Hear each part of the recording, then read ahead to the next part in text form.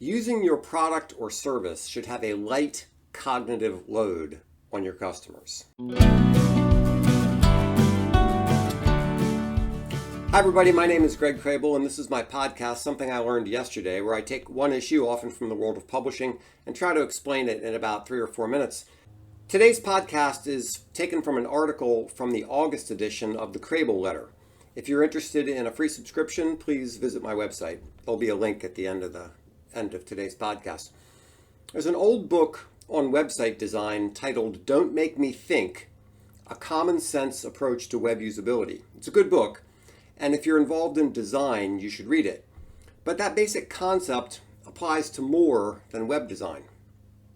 Cognitive load is a concept used to measure how much mental effort is required to process information and make decisions. Here's a little story from my own life about cognitive load.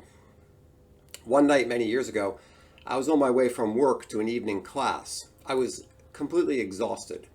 I wanted a candy bar and a cup of coffee so that the sugar, the fat, and the caffeine would get me through the class.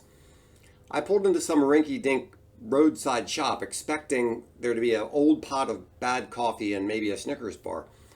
They had 10,000 types of candy bars and 14 varieties of coffee. For the first and only time in my life, I wished I was in the Soviet Union, where there were only two choices, candy bar, coffee. I eventually got my Snickers and my coffee, but seeing all those choices felt like a wet, heavy blanket of despair descending on my soul.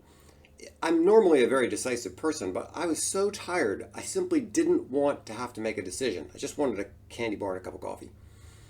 However, you may be thinking, people like to have options. That's why there are 14 varieties of coffee. And that's exactly right. You have to find the appropriate balance between choice paralysis, when there are too many options, and the frustration when there are too few options. Phones seem to have managed this by putting relatively few options up front, with an almost endless array of options deep in the settings. It's rather amazing how much you can do to customize and personalize your phone.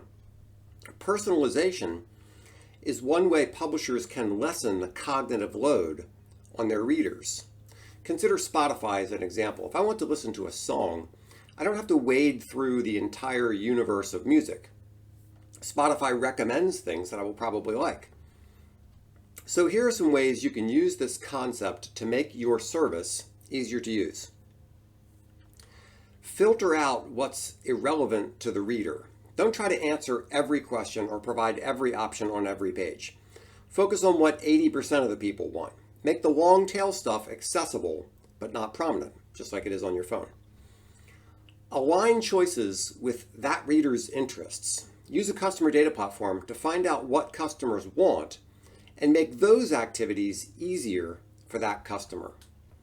Eliminate friction. Make decisions as easy as possible. The question is not necessarily how many clicks or how many pages the user needs to endure. The question is how easy each of those things can be. Make things familiar and predictable. If people are used to seeing a feature a certain way, then do it that way. For example, salt is still salt if it's in a rectangular or a square box, right? But when people are looking for salt at the grocery store, they're looking for a cylinder, not a box. If you put your salt in a box, they won't even see it. Don't contradict their expectations. Following these suggestions can help you lower the cognitive load of using your service, and that makes people feel more comfortable with it and they like it a lot better. So those are my thoughts for today. I hope that was helpful.